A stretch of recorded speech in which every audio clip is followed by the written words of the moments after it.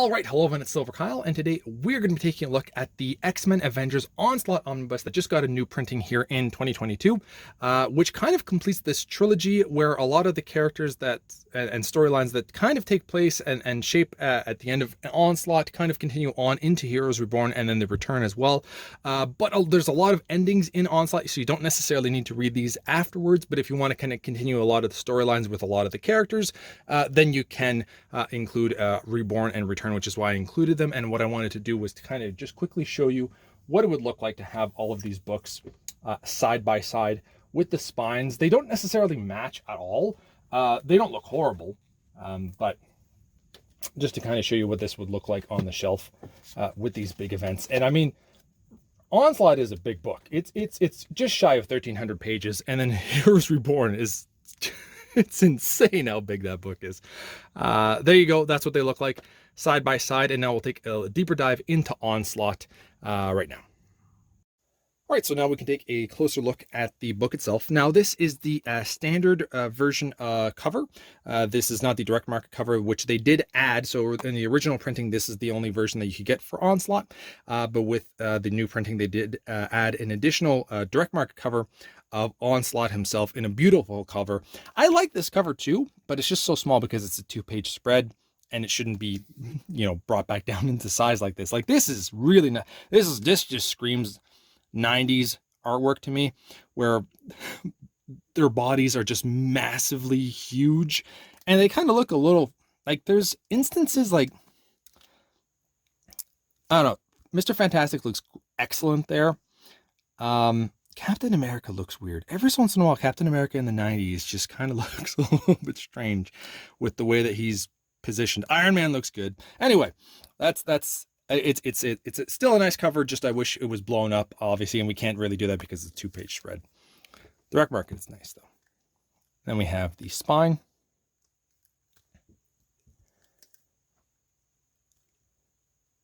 Onslaught. That's a really nice picture of Onslaught. I was reading some of this back in the 90s. So we're going to go over, so it's 125 in the US, 156.25 in Canada. They've added an extra quarter to some of our books lately. Okay.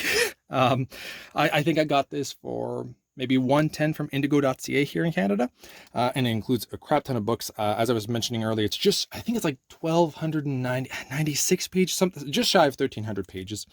Collects Cable 32 to 36, Uncanny X-Men 333 to 337, X-Force 55 and 57-58, X-Man 15, 19, X-Men 53 to 57, X-Men Unlimited 11, Onslaught X-Men, Avengers 401, 402, Fantastic Four 415, Incredible Hulk 444, 445, Wolverine 104, 105, X-Factor 125, 126, Amazing Spider-Man 415, Green Goblin number 12, Spider-Man 72, Iron Man 332, Punisher number 11, Thor 502, Onslaught Marvel Universe, X-Men Annual 96, Onslaught Epilogue, X-Men Road to Onslaught, and material from Excalibur 100 and Fantastic Four 416. That was, there's a crazy amount of material in here.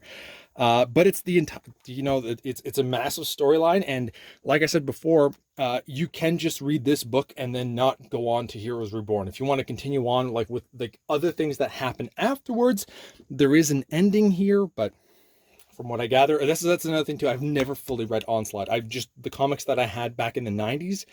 And I kind of have an idea of what happens, but this is gonna be my first time ever reading it. We're going to take a look at the flaps here. So obviously quite a bit of small text on the book itself, and then the creators that were included in here.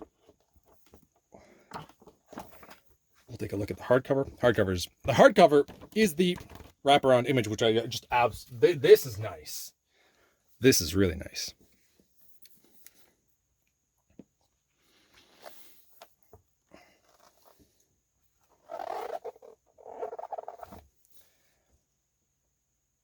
Pure 90s goodness.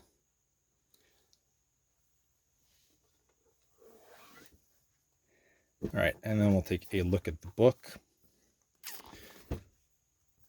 My cover, you can't really see it. Let's bring it down a bit. There's some ripping there, but that's the only place that I saw in my book. So, and considering it's not actual artwork, I don't really care. I'll never actually pay attention to that. The creators, everybody that work. I mean, these big events, you're going to get quite an amount of people working on this. That has to be John Romita Jr., right? Yeah. I saw Bishop, and that's just like, that's so him. So I had there's one cable issue that I had specifically in here because of, and I'll get, if I find it, I did see it earlier. And okay, so 1,300 pages, not a tight. This book opens up nicely. I mean, with just the, oh, it actually doesn't. I mean, I had to kind of throw it down there. Okay, it does go down on its own, but it's not a mousetrap, which is really nice. There isn't much of an eye though, and at the beginning, I don't find that there's that much of an issue. Like, you can kind of see everything, and here's a 2-page spread. But as we kind of go through, there's a bit of gutter loss here and there, but not too bad. I just like that it doesn't want to snap shut. I did not have to do a lot on that. Just the artwork in this screams to me that I absolutely, I think that some people don't necessarily like the over-the-top look of a lot of the characters, how like massive they are, and they have got like all these guns and stuff on, armor on them. But this is my jam. So I had some X-Men issues, some Spider-Man issues that dealt with this. I mean, this is this is called X-Men and Avengers, but Spider-Man's in there. Fantastic Four included in here. Like, this was a big Marvel event.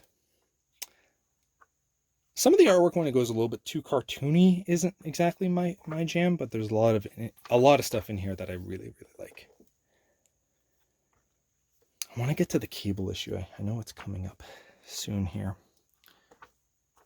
Oh, Onslaught looked badass too.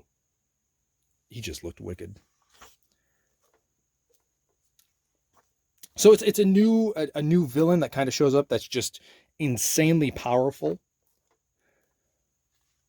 Where is that the cable issue? I don't think so.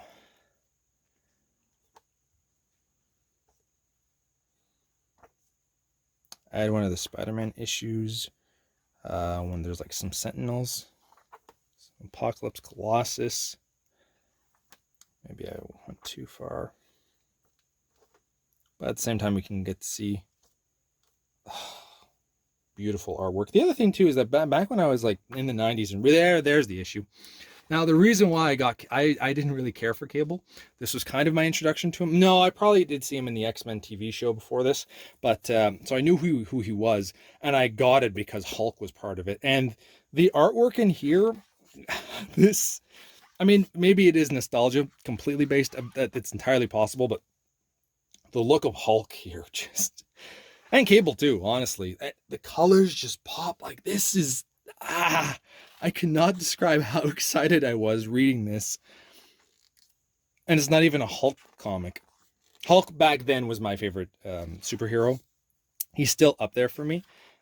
But Spider-Man and Batman have overtaken him. Green Lantern is catching up as well. And then we get some Incredible Hulk actual issues. And it's, like, there's a reason why I picked, and back then it was all, for me, it was all driven by art. And so you have Hulk looking like this to, I don't know what the heck is going on there, but that is so different. Apocalypse looks wicked here too. Wow, did you see Cable's face there? That's actually not bad. Where was it? I'll be able to find it well. That just looks weird. I don't know. It looks like a really weird old man there. That's better. Green Goblin. That's the Spider-Man issue that I had. John Romita Jr. I think a lot of people kind of fell out of love with Romita Jr. by the time that he got to Spider-Man, but cool. Or well, the '90s version of Spider-Man. But this is, I don't know why. It's entirely possible that this is all nostalgia based, but I just love that artwork.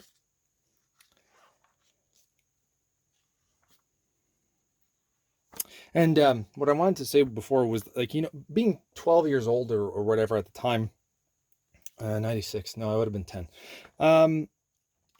You kind of hear about these villains, and so I kept hearing about Onslaught or reading a few issues here and there with X-Men and seeing kind of Onslaught show up.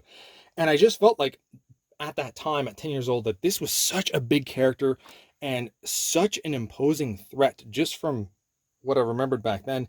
And as a kid, you always feel that there's no ending to anything. So you always feel like I was watching TV shows, and the villain would always, because they'd be stretching out a show until the very, for a bunch of seasons. And then only at the very end of the series would a villain actually die or getting, go to jail or something. They would finally stop most of the time. So as a kid, it always felt like these villains would just be around forever because I would never get to the end of anything back then. So they seemed even more imposing in a sense to me. That's a nice shot right there. So, some gutter loss. I will say that the pages are glossy, extremely glossy. Love the feel of them. Not too bad. That's not too bad. I think that's the direct market image that they have for the for the other omnibus that they included. I mean, this is some of the extras, yeah.